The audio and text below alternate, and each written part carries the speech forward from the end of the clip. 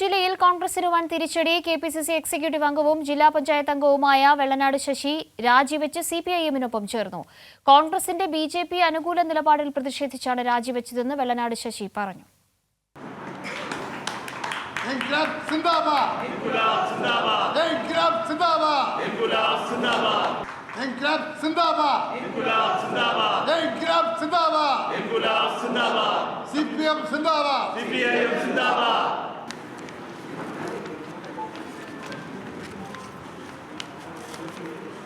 Parliament തെരഞ്ഞെടുപ്പ് അടുത്തിരിക്കെ തിരുവനന്തപുരം ജില്ലയിലെ കോൺഗ്രസിന് വൻ തിരിച്ചടിയാകുന്നതാണ് വെള്ളനാട് ശശിയുടെ രാജി.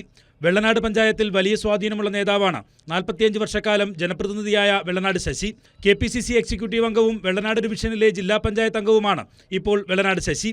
കോൺഗ്രസ് നേതൃത്വത്തിന്റെ ബിജെപി അനുകൂല നിലപാടിൽ പ്രതിഷേധിച്ചാണ് രാജിയെന്ന് വെള്ളനാട് ശശി വ്യക്തമാക്കി. പിന്നെ ഒരു മതേതര കക്ഷിയുള്ളത് ഇന്ത്യയിൽ കേരളത്തിലുള്ളത് മാർക്സിസ്റ്റ് കമ്മ്യൂണിസ്റ്റ് പാർട്ടിയാണ്.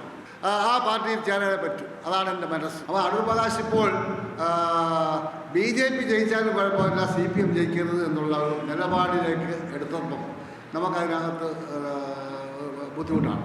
നിങ്ങൾക്ക് ഒരു സംശയം വേണ്ട, ഒരു 3000-ന് മുകളിൽ വോട്ട് ജോയിക്ക് വെള്ളനാട്ടിൽ ഭൂരിപക്ഷം കിട്ടുമെന്ന കാര്യത്തിൽ സംശയമില്ല. BJPയെ സഹായിക്കുന്ന നിലപാടാണ് അടൂർ പ്രകാശ് ആറ്റിങ്ങലിൽ സ്വീകരിക്കുന്നത്. വെള്ളനാട് പഞ്ചായത്തിലെ ജനങ്ങളുമായി തനിക്കുള്ളത് ദീർഘകാലത്തെ ബന്ധമാണ്. അത് ആറ്റിങ്ങലിലെ LDF സ്ഥാനാർത്ഥി വി ജോയിയുടെ വിജയത്തിനായി ഉപയോഗപ്പെടുത്തുമെന്നും വെള്ളനാട് ശശി വ്യക്തമാക്കി. CPM ജില്ലാ കമ്മിറ്റി ഓഫീസിൽ നൽകിയ സ്വീകരണത്തിൽ Anavoor Nagappan, A Rahim MP, CPIM acting ജില്ലാ സെക്രട്ടറി ജയൻ ബാബു ഉൾപ്പെടെയുള്ളവർ പങ്കെടുത്തു.